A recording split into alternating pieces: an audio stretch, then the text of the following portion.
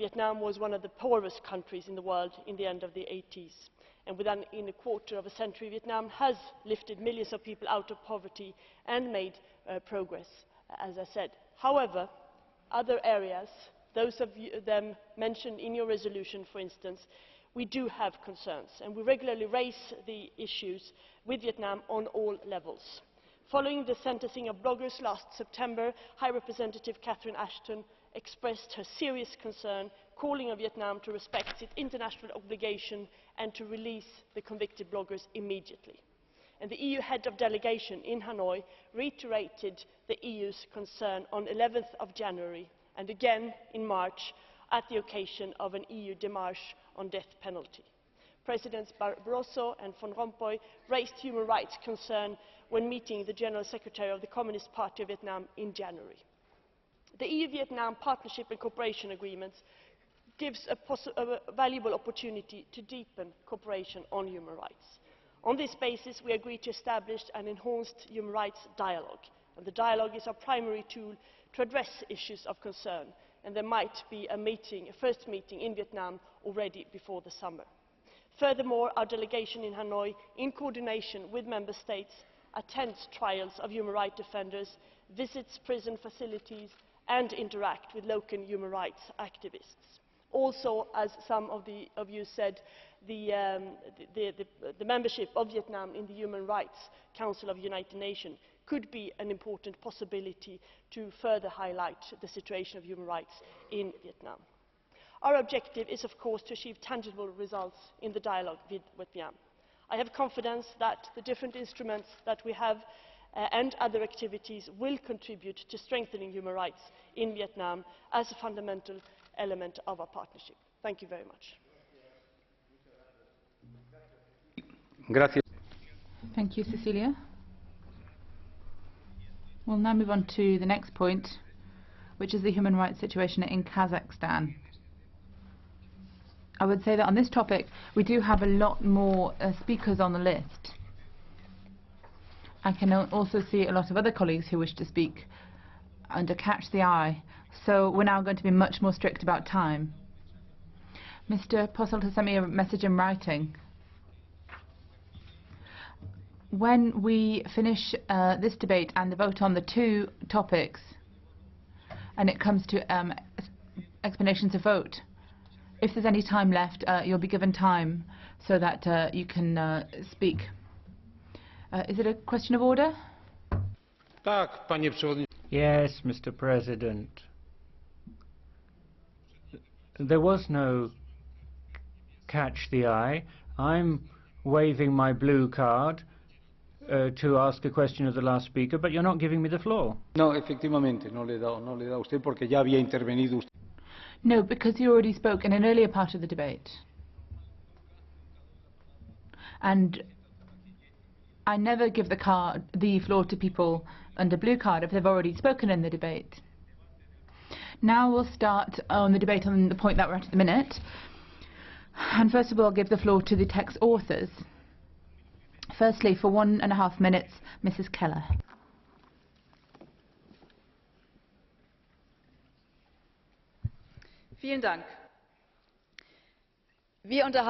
Thank you very much. Well, today we're talking about human rights violations in Kazakhstan. There we have to remember the interest the European Union has in this, because many European companies are right now or have in the past been active in Kazakhstan. The EU has a significant economic interest in Kazakhstan. The EU is Kazakhstan's greatest trading partner, and also it's relevant to us for oil and gas. European firms are involved in the exploitation of oil and gas, and we can see that human rights violations are still taking place, in particular on workers in the oil sector. European companies, therefore, have a major responsibility when it comes to making sure that human rights are being kept to, and we in the European Parliament also have a responsibility to make sure that companies keep to that responsibility. So, in the new partnership agreement with Kazakhstan, we need to make sure there's a robust sustainability clause with a proper monitoring mechanism so that we can indeed make sure that what we're calling for is kept to.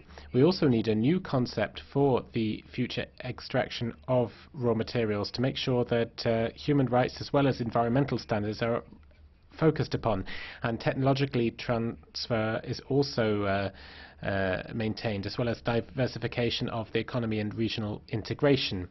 Human rights are the central challenge in all of this. Human rights violations in the extractive industries are enormous, and in Central Asia we cannot ever put European self-interest above human rights and human interest. Economic interest is not the only thing. Thank you. Un minuto. Thank you. Now for 1 minute, Mrs. Essayah. Arvoisa puhemies. Mr. President, Commissioner, on many occasions the European Parliament has raised the human rights situation in Kazakhstan. In the context of the EU-Kazakhstan agreement, we added a robust human rights clause. Trade interests must not outweigh human rights interests. The situation has deteriorated with the violence in December 2011, when the authorities carried out very heavy-handed intervention against oil workers. Freedoms are severely restricted, and we therefore have to continue to criticize the Kazakhstan government. Gracias, colega. Thank you. Now for 1 minute, Mrs. Yakunsari. In the last November, in the context of our report on enhancing the EU-Kazakhstan PCA, that we called on Kazakhstan not to abuse the legitimate fight against extremism as an excuse to ban opposition activity and hinder freedom of expression. However, Kazakhstan ignored our call and banned the opposition party ALGA and quite a number of media outlets on charges of extremism. The silencing of free expression and critical views violates international human rights and needs to be addressed immediately. It is good to hear that Kazakhstan is taking first steps to reform its criminal code. We urge Kazakhstan again to bring it in line with international law, to amend the problematic article of inciting social discord. We strongly continue to insist that Kazakhstan releases all persons convicted on the basis of vague criminal charges, particularly amongst others Vladimir Kozlov and Vadim Kurashim, and guarantee their well-being. And we repeat calling on the European Union and European External Action Service to play a more proactive role. Gracias, Lisa. Tiene la palabra. Thank you. Now, Mr. Donskas for 1 minute. President, Commissioner, I spoke many times about how the situation deteriorated in Kazakhstan, and this time would you please allow me just to focus on very concrete facts. Much to my regret, I have to say that the situation is really deteriorating, and Vladimir Kozlov, who was arrested immediately after he visited the European Parliament, is kept in prison under very degrading conditions. More than that, Aliya Turuzbekova, his wife, is increasingly threatened and intimidated by authorities for what is described as subversive activities, which is in fact nothing other than a crackdown, and a very brutal one, on freedom of expression and opposition. Journalists are being blackmailed and intimidated by the government. For lack of time, I'm not going deeper into the detail, but most importantly, Vladimir Kozlov's health is deteriorating. As a matter of fact, enormous pressure is put on him, including slander and degrading treatment in prison. That's why time is precious. I'm really worried about his health and life, and we have to act immediately. Thank you very much indeed. Gracias. Thank you. For 2 minutes, Mrs. Verja. Thank you very much, President. I find it regrettable what happened in the previous debate, President. I generally respect all of my colleagues and do not make ad hominem attacks. I'm going to leave it there, but just let me say that there are some people, particularly from countries from the east of Europe, sometimes they confuse anti-communism with communism in Western European countries, where they've often paid for their convictions with their life. History is complex sometimes. Moving back to the question of Kazakhstan now. In March 2012, since our last resolution, the situation in Kazakhstan has just deteriorated the whole time. Many defenders of human rights, trade unionists and journalists have been thrown into prison. I'd particularly like to attract your attention to the case of Vadim Kuramshin Vladimir Kozlov. And his health is particularly in a worrying state. Laws have been voted which kill freedom, and things are going from bad to worse. The judicial system is still lethargic. Since 2011, 5 policemen only have been condemned for overuse of their powers. But at the same time, 17 demonstrators have been condemned to very lengthy prison sentences. Furthermore, Uzbek refugees have been mistreated. At the same time, the negotiations on a partnership agreement with Kazakhstan are carrying on merrily as if nothing had happened, even though the External Action Service has confirmed that Kazakhstan has not conformed with about 3/4 of the requirements that the European Union has put upon it. So how much credibility does the EU have in that situation? The Kazakh government is authoritarian, and there cannot be any agreement with them unless we have proper human rights. So, Commissioner, let's not repeat the same errors that we made with the partnership agreements with countries such as Tunisia, where we supported Ben Ali, the dictator, right up until the last minute. Let us learn from the mistakes of the past. It's the credibility of the European Union when it comes to human rights that is at stake here. Now, recently was the day of the International Day of Political Prisoners, so let's call on Kazakhstan to release its political prisoners. Señora Verja. Thank you, Mrs. Verja. Mr. Preda wants to ask a question. No? You don't want to answer the question? Okay. Mrs. Verja does not want to answer any questions, so there's no blue card questions. And the floor for 1 minute goes to Mr. Poreba. Thank you, Mr. President. Relations with Kazakhstan are undoubtedly very important for the European Union.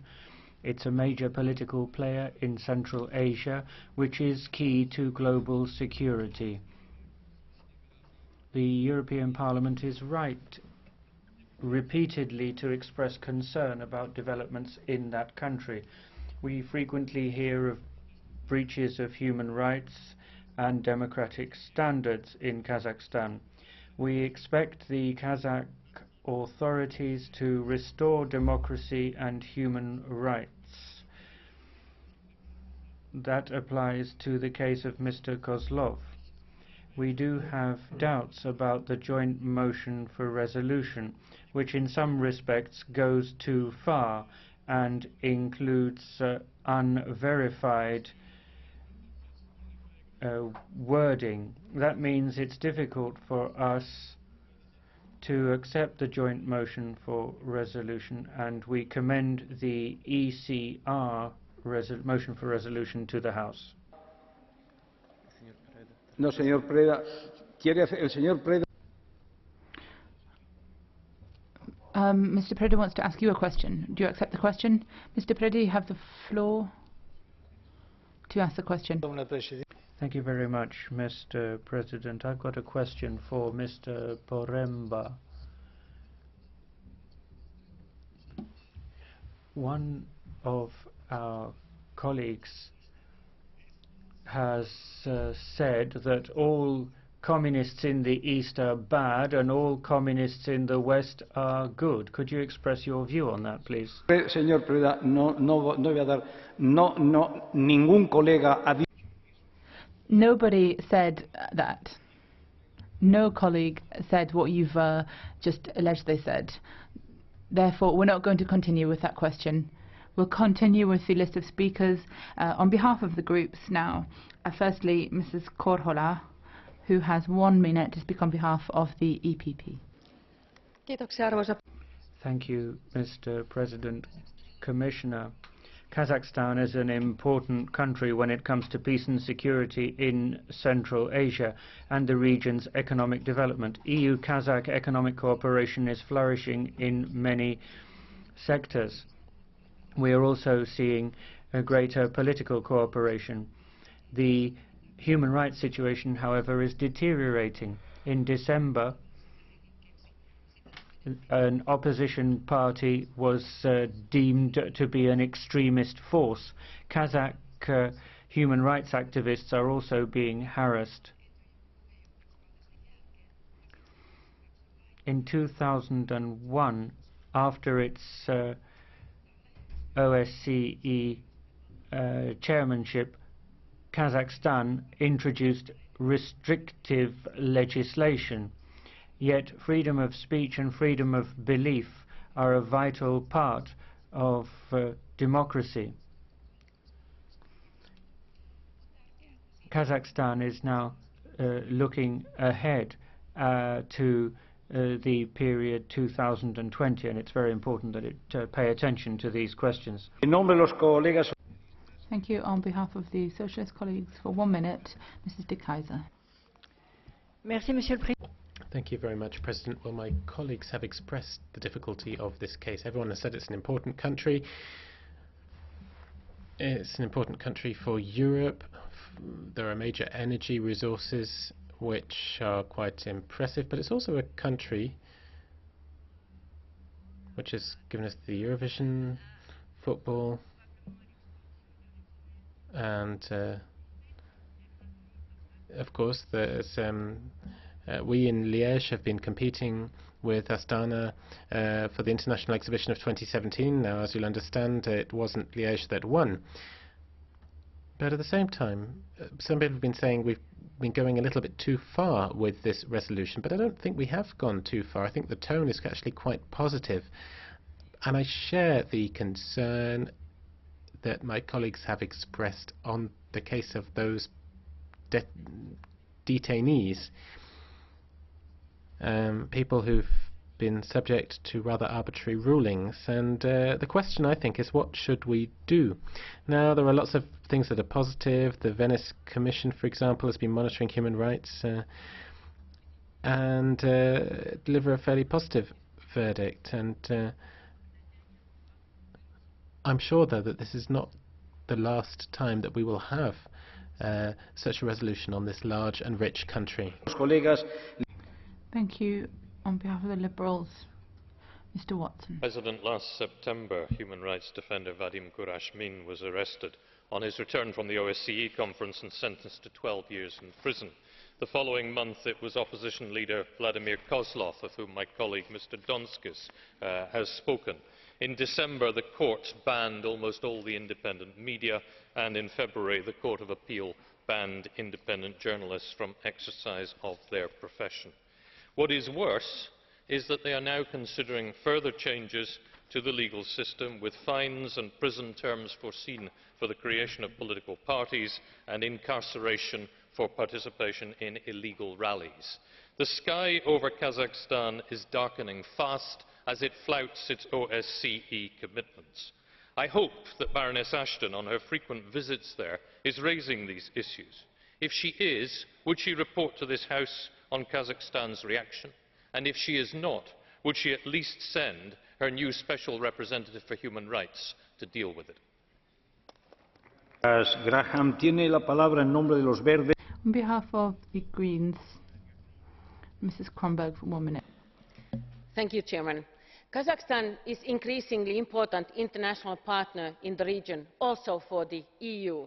I especially note their support in the recent talks with Iran, and also their proposal to establish an international fuel bank in Kazakhstan. Kazakhstan has also an ambition to engage as a mediator and facilitator in international security issues. However, Kazakhstan authorities need to respect the international commitments they have signed up to, including the rule of law and the independence of the judiciary. The growing political role of Kazakhstan in the region cannot go in disaccord with the international principles of transparency, human rights and rule of law. We are very concerned over the detentions of opposition leaders, journalists and lawyers on the basis of trials which fall short of international standards. The charges against these people are very vague and could be considered as politically motivated. We would like to call on the Kazakh authorities to follow through with enforcement of the existing Human Rights Action Plan, drawing on the recommendations of the Venice Commission and making use of the EU technical assistance under the Rule of Law initiative. Yes, Señora Kronberg. Thank you, Mrs. Kronberg. On behalf of the ECR, for 1 minute, we have Mrs. Muscardini. Chair, Commissioner, colleagues, after 24 years, this Parliament is giving the impression that human rights are defended differently depending on political interests and the group's political interests. I'm disappointed in the resolution text, given that it's punitive towards a political and economic situation which is evolving. The administration has been unjust in cases, but it's a huge area which is still trying to heal the wounds left by the Soviet Union. If anyone has followed Kazakhstan in recent years, they will see the improvements that have been made in dialogue. The Eurasia Forum, for example, which brings together press and television representatives from the Asian region and from other areas of the world, brings them together and allows them to discuss freely. As Italian conservative reformists, we are against this resolution, which will not help the country and will not help them to implement international conventions. And this Parliament risks hindering constructive dialogue. Thank you, Mrs. Muscardini, and we now have Mr. Pashka for a minute. Thank you very much indeed, Mr. President, Commissioner. Persecution of opposition activists in Kazakhstan, accusing them of extremism, putting them in prison arbitrarily, all of that shows that criminal law in Kazakhstan needs reform. The fact that Kazakhstan is currently in the OSCE Human Rights Council and has pledged to respect the standards of that organization gives us the right to insist that it respect its international obligations. It's a shame that High Representative Ashton, when she visited Kazakhstan last November, did not take the opportunity of reminding our Kazakh partners of the unacceptable behavior by state institutions against opposition forces. I think it's the European Parliament's duty to express our objections to the abuse of state force to persecute opposition activists. We call on the European Commission to do more to achieve a reform of the Kazakh criminal code. Kazakhstan is ever more powerful in the region. The future must allow judges, lawyers and journalists to conduct their work freely. Thank you, Mr. Pashka. And now on behalf we have Mr. Belakovac. He's not here at the moment. He's not in his seat, so he loses his turn.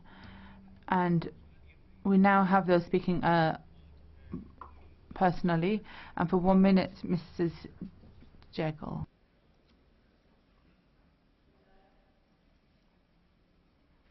Thank you very much, President. The cross-group resolution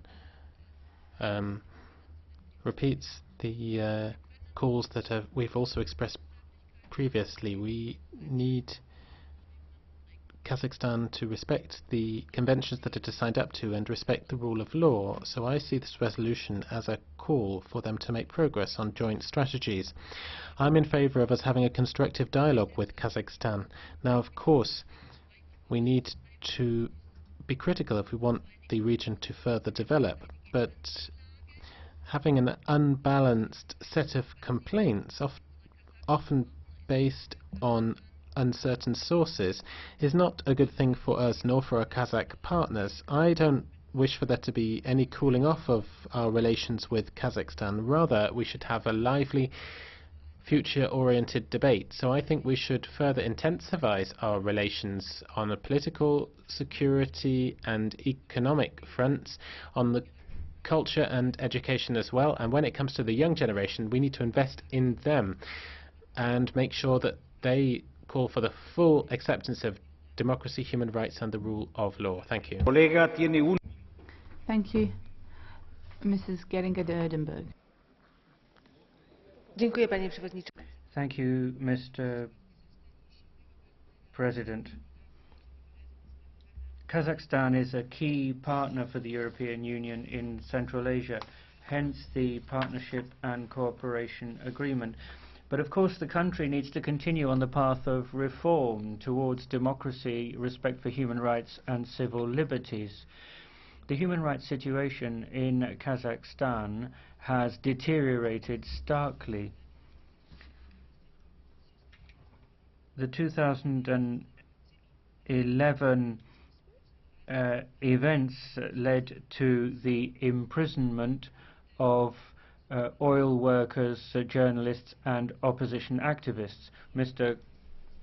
Vladimir Kozlov was sentenced to 7.5 years. An opposition party and independent media were restricted in their activities. Kazakhstan must stop using the fight against terrorism as an excuse for this sort of repression. Thank you, Lydia. Mr. Migalski, please accept my apologies for the previous debate. You didn't get to ask a question in the blue card, but under Catch the Eye. Apologies for the misunderstanding. Sorry. I am just flagging up my mistake that I made. You now have the floor for 1 minute. Thank you. Thank you, Mr. President. Apologies accepted. I fully realize it was a misunderstanding. And now to the point. Graham Watson, Mr. Donskis, Lydia Geringer de Oedenberg all referred to the person of Vladimir Kozlov, sentenced to 7.5 years, suffering because he wanted freedom and democracy in his country.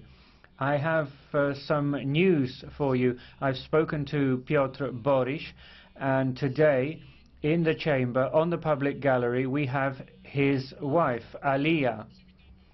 And perhaps I could invite you to give her a round of applause to show how much we appreciate the work of her husband and others fighting for human rights in Kazakhstan.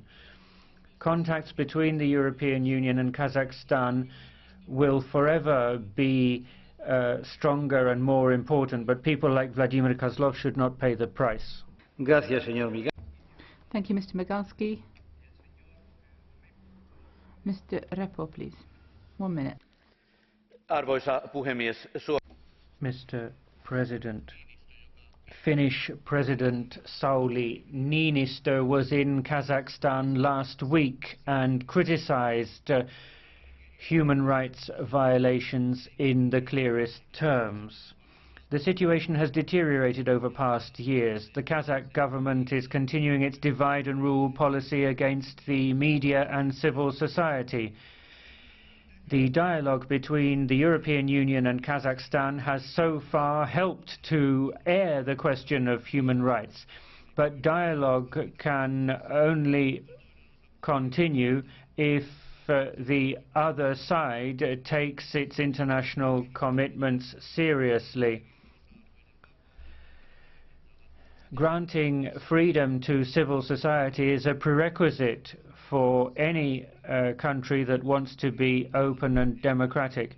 Unfortunately, neither the United States of America nor the European Union have included human rights clauses in their trade agreements with Kazakhstan.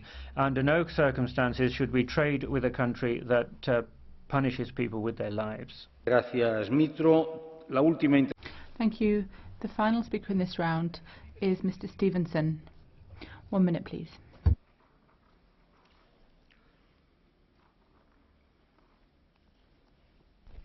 Thank you, Chairman. I've been to Kazakhstan many times. I first visited Almaty and Semipalatinsk, which is now called Semi, 14 years ago. The country was still trying to get on its feet economically. In Semipalatinsk, few of the streets were paved. There were hardly any street lights. When the sun went down, the people came out onto the streets to cook their evening meals on charcoal stoves. In the past decade, the country has been transformed. It's the most outstanding economic success in Central Asia and is a bastion of peace and stability.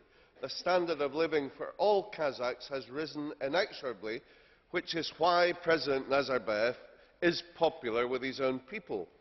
It has also, as we've heard in this debate, become a global player. They joined the UN, they chaired the OSCE in 2010, they hosted the recent talks on the Iranian nuclear crisis, and now they will host the International Expo, or World Trade Fair, in 2017 in Astana. I think, against that background, President, that this resolution is very negative and doesn't talk about the positives. It seems to emphasise all the negatives. I'm going to vote against it. Gracias. Thank you, Mr. Stevenson. We're now starting Catch the Eye. And because of time pressures, we're going to exercise the usual discipline in that we're going to cut off after exactly 1 minute. Mr. Boris, firstly, please. Dziękuję bardzo. Ja miałem okazję Thank you. On a couple of occasions I have received Vladimir Kozlov in the European Parliament. He talked about human rights and the need for dialogue. I've also had the opportunity to talk to the prosecutors. I was witness to his trial. What we need now is an enhanced dialogue between the European Union, the High Representative Lady Ashton, and Kazakhstan. Kazakhstan clearly wants to be the big regional player in Central Asia. It wants to organize the international exhibition. It therefore has to respect human rights. We should therefore monitor Mr. Kozlov's situation. We must campaign for an amnesty for him from Mr. Nazarbayev. Let's do all we can to have Kazakhstan's political prisoners released. It's our duty. Thank you, Mrs. Gamay.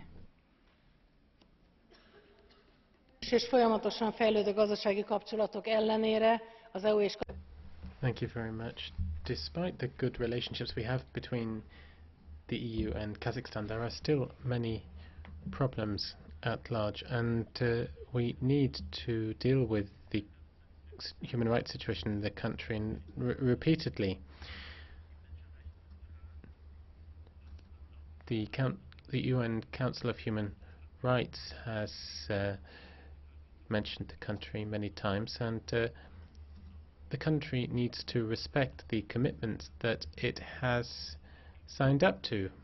EU policies should not just be based on economics. We can expect all of our partners to respect human rights. As a social democrat, I think it's completely unacceptable for workers' organizations, trade unions to have their activities curtailed. They need to play an important economic role as well. Thank you. Of course, we understand the importance of relations between the EU and Kazakhstan. We know that the Kazakh government is considering to adopt a new national human rights action plan, as well as that the preparatory work in order to reform the criminal code is going on. At the same time, I have to say that the court decision to ban opposition parties on charges of extremism, including the unregistered opposition party ALGA, to ban key independent media actors, which violates the principles of freedom of expression and assembly, deserves our sincere criticism. I would like to take this opportunity to call on the authorities to respect principles and commitments of the OSCE standards on freedom of expression, of assembly and association. And I would like to encourage Kazakhstan to view criticism not as a threat, but as a constructive tool to improve policies and inclusiveness. Thank you. Muchas gracias, colega. Thank you very much. Mr. Dorfman, please. Thank you very much, President, for giving me the floor. As a member of the delegation for Central Asia, I've been several times to Kazakhstan, last time in November. I think that the human rights situation in Kazakhstan is something we do need to refer to. Kazakhstan is a country in transformation. It's becoming a wealthy country, and therefore it needs to keep to its commitments on human rights. But general condemnations would be wrong, and in particular there's one point in this resolution that where we talk about freedom of religion. Now, in Kazakhstan there are almost 100 different religious communities which live peacefully side by side, and the fact that they need to be registered, and if you look at how they're being registered, then that registration will not be a threat at all on the peaceful situation. I think we need to focus on the right things to criticize. Thank you. Thank you. So we'll close that round and hear from. We'll close this round with Mr. Sonik, please. Señor Sonik, tiene usted la palabra. Mr. Sonik, you have the floor. Thank you, Mr. President. The Kazakh government is breaching human rights, freedom of speech and freedom of association. We have to remember the human rights defenders in Kazakh jails. This is something we have to condemn. If the EU and Kazakhstan are to cooperate more closely, then Kazakhstan must respect international human rights conventions. In conclusion, returning to the earlier debate about Vietnam, we have to air these words and our opinions. Mrs. Vergia, Mrs. Tiempo, señor Sonik. Yeah, time is out, sir. Commissioner Malmström to close the debate. Thank you very much, President. We have indeed witnessed a growing awareness on the part of Kazakhstani authorities on the importance of moving forward in democratization of the society. First steps, such as the election of rural governors, strengthening of the powers of the parliament, as stated in the strategy Kazakhstan 2015. However, we do share many of the concerns expressed in your recommendation, and it is indeed not the first time that the Parliament pronounces itself on the situation in Kazakhstan. There has been almost regular yearly reports, and also the report from last November. We do continue to work through all possible channels to implement the different recommendations that you highlight and the concerns that you have raised as well. We address these systematically through specific démarches. There has been one at the closure of the premises of the opposition Respublika newspaper last December, the case of Vadim Kurashnin, and also our delegation there has followed very closely and issued a démarche on the case of Mr. Kozlov, visiting him in the prison and keeping close contact with his collaborator and his family. We are engaged in continuous interaction with the Kazakh authorities, working to strengthen the joint actions with NGOs, human rights defenders and other civil society actors concerned. Vice President Ashton, when she was there in November, did raise these issues with the authorities, and she has also met with different representatives of the civil society. Our cooperation and assistance projects in support of the rule of law are key tools for accessing concrete results and sharing EU experience and expertise while increasing the capacity of the Kazakhstani society and the government to search successful solutions. We remain convinced that engagement is the key to achieving progress, particularly in the new context provided by Kazakhstan's membership in the Human Rights Council since the beginning of this year and the imminent start of the work on a new national human rights action plan. In our view, the cross-cutting nature of human rights can only benefit from a comprehensive cooperation between the EU and Kazakhstan, as reflected by the Partnership and Cooperation Agreement. We have always underlined that the successful conclusion of negotiation on new agreement will depend on the advancement of political reforms and fulfilment of Kazakhstan's international commitments. This is our point of departure for the negotiation, and it's a clear commitment. Human rights issues should not be seen in isolation, but in connection with our political and economic agendas. Kazakhstan is, as many of you have raised, a main economic and trade partner in the region. It's a key partner for the stability of the region, notably through its increasing active role in the developing EU Central Asia cooperation, as well as for the stability of the broader region through its contribution to the Heart of Asia process and to nuclear non-proliferation. The EU will continue to work with Kazakhstan. Promoting progressive development in the human rights area will remain a key part of our engagement with Kazakhstan and supporting the political, social and economic development of that country. Thank you very much for this debate, Mr. Chairman. Querida comisaria. Thank you, Commissioner.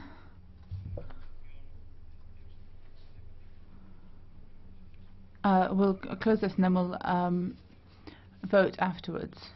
This brings us to the last point on the agenda, which is the Guantanamo debate and hunger strike by the prisoners.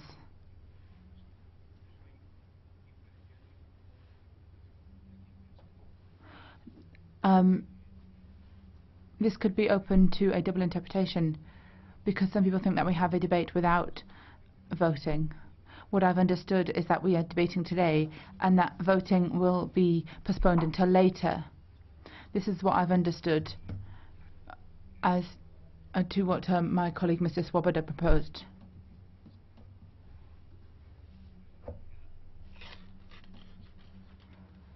So we'll decide whether we vote in the next session or later on. But I think that what's been decided is that we'll talk about Guantanamo in a debate without resolution. That's how I've understood things.